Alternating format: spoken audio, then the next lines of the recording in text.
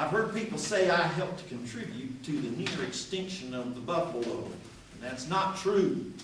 The whole 18 months that I was hunting buffalo for the Kansas Pacific, I killed about 4,500. Now they say when white people came to America, there were about 3 million buffalo. That little tiddling number that I killed didn't contribute to the extinction.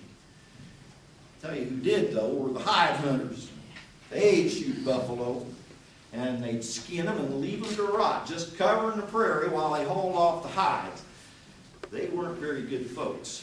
Now, here's a song about hide hunters. They didn't have as good a time out in the West as I did. This guy didn't like it very much.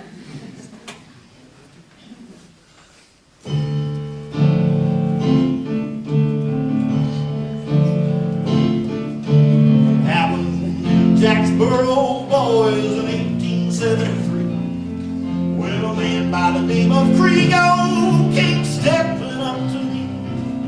He said, "How you doing, young fellow? How would you like to go spend one summer pleasantly on the range of the buffalo?"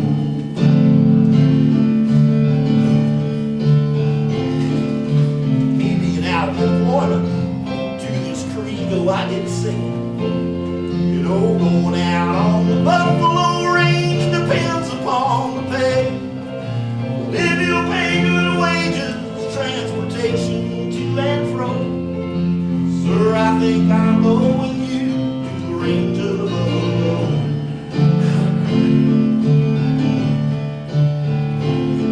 Well, sure, I'll pay good wages and your transportation too. If you will go with me and stay the summer through. But if you should get homesick and come back to Jacksboro, I'll not pay transportation from the range of the buffalo.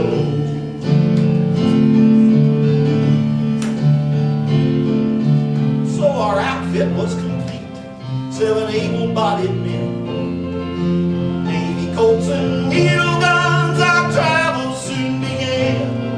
The way it was a pleasant one, the route we had to go, till we reached Peace River in the range of the buffalo.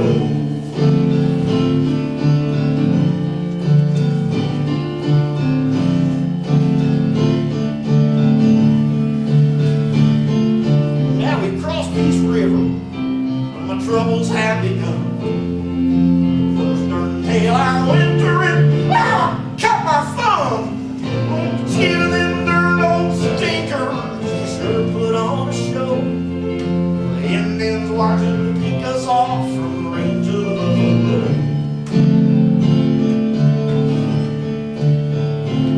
And he fed us on such sorry chuck that I wished myself most dead. It was old jerk beef and crow coffee and hard sour bread. Peace River's as salty as hellfire. It's water I could never go. Boys, I wish I'd never come to the range of the buffalo.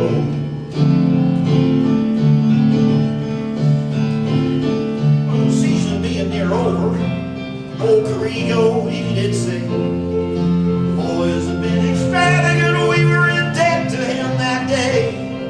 We coaxed him and we begged him, still it was no go. So we left old Crego's bones to bleach on the range of the buffalo.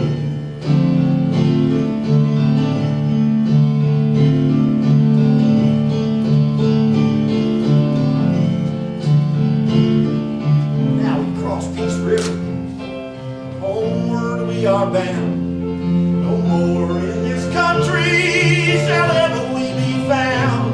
Going home to our wives and sweethearts, tell others not to go. God's forsaken the buffalo range of the big old buffalo.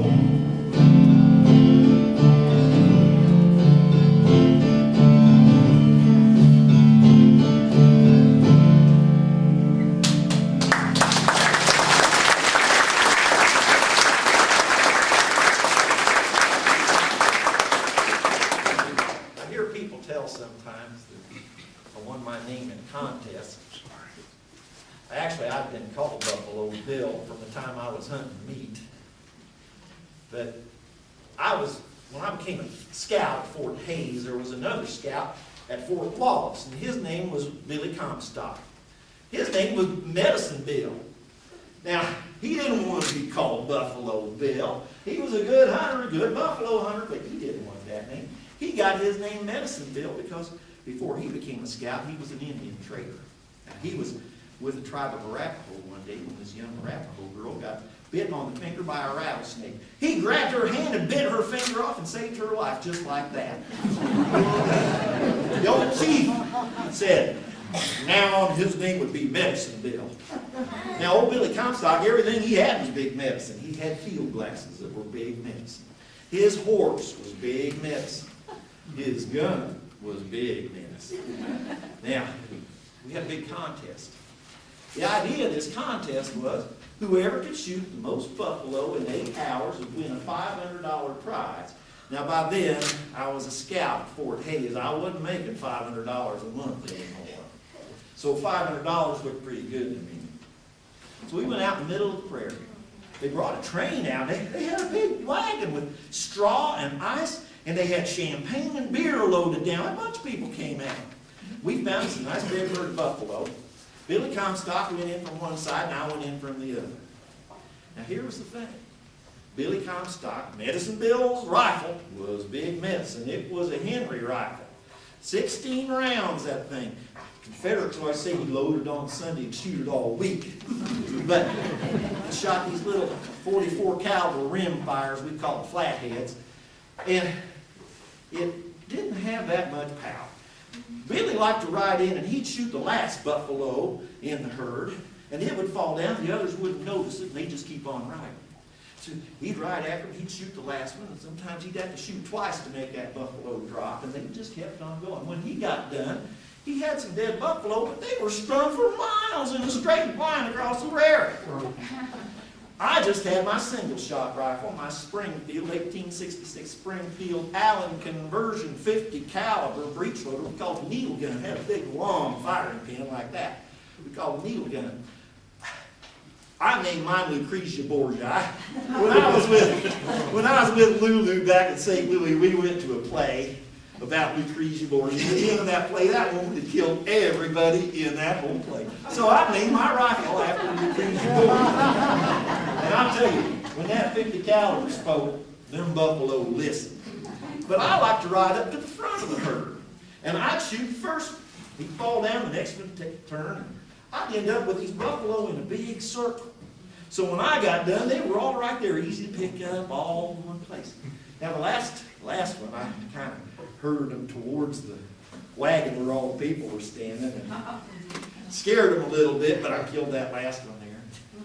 One thing I found out that day, champagne, cold champagne is a pretty good drink in the middle of the Kansas prairie, and a buffalo hunter's a good man to get away with.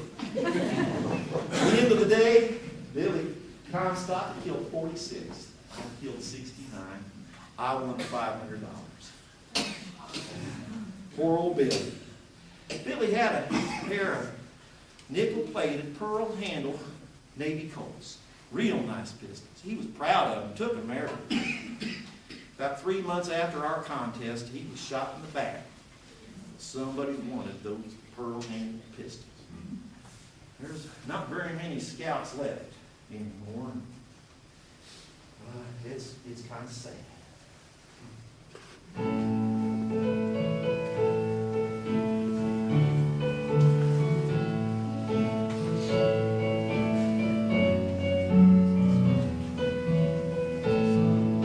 From all of you, my brother scouts, who join me in my song, let us sing together, though the shadows fall so long, of all the old frontiersmen